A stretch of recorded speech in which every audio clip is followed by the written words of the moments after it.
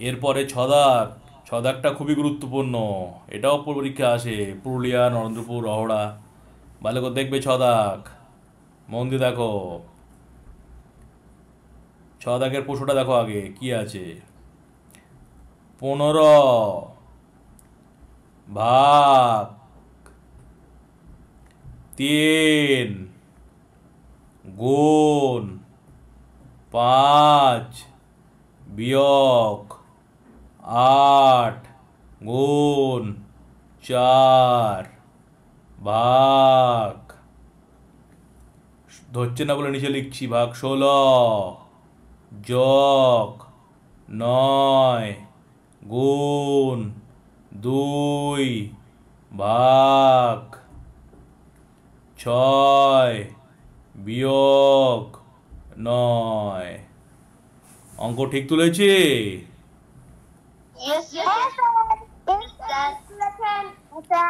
বলো এবার, বলো এবার সরলের হ্যাঁ ঠিক আছে, বলো এবার সরলের নিয়ম অনুযায়ী প্রথমে কার কাজ আগে?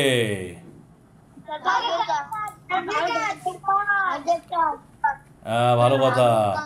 তাহলে 15 কি 3 দিয়ে ভাগ করা যায়?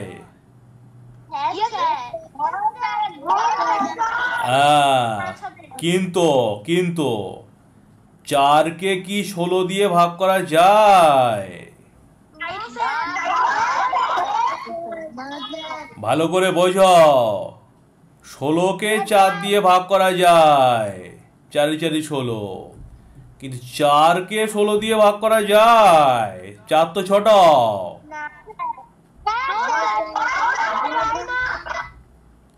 তাহলে ভাগ করা যায় না। ভালো ভালো করে বোঝো।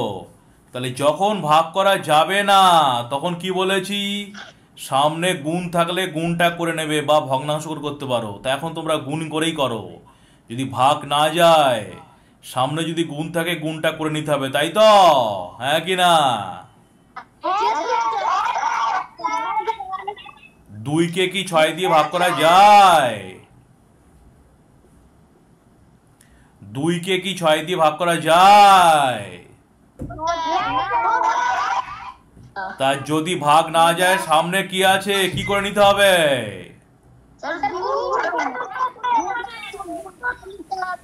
এই আচ্ছা, যদি যদি ভাগ যেত তাহলে কি গুণ করা যেত?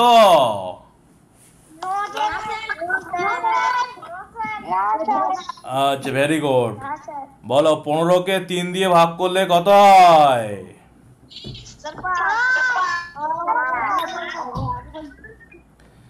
8কে 4 দিয়ে গুণ করলে কত হয়?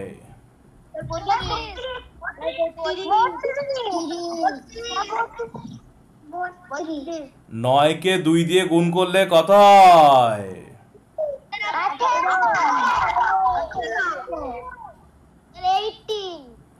Very good. এবার কার কাজ? এবার দেখো তো ভাগ যাবে?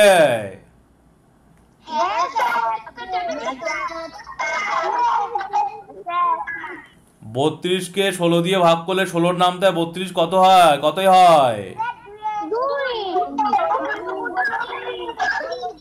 18কে 6 দিয়ে ভাগ করলে কত হবে?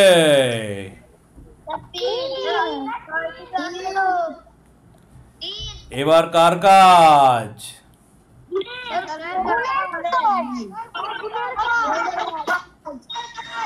5 5-এ কত?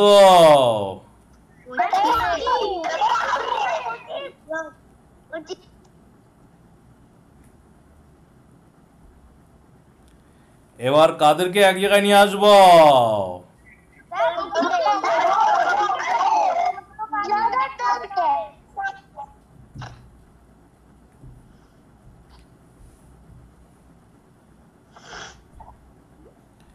এখানেও বিয়োগ, এখানেও বিয়োগ। বিয়োগ কমন নিলে ভিতরের জন্য কি হবে?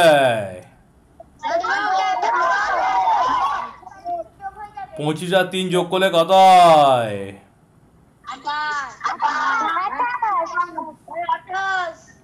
বিয়োগ করলে কত হয়? তাহলে নির্ণয় সরল ফল কত? নির্ণয় নির্ণয় সরল ফল 17 মিলেছে না মেলেনি? আছে।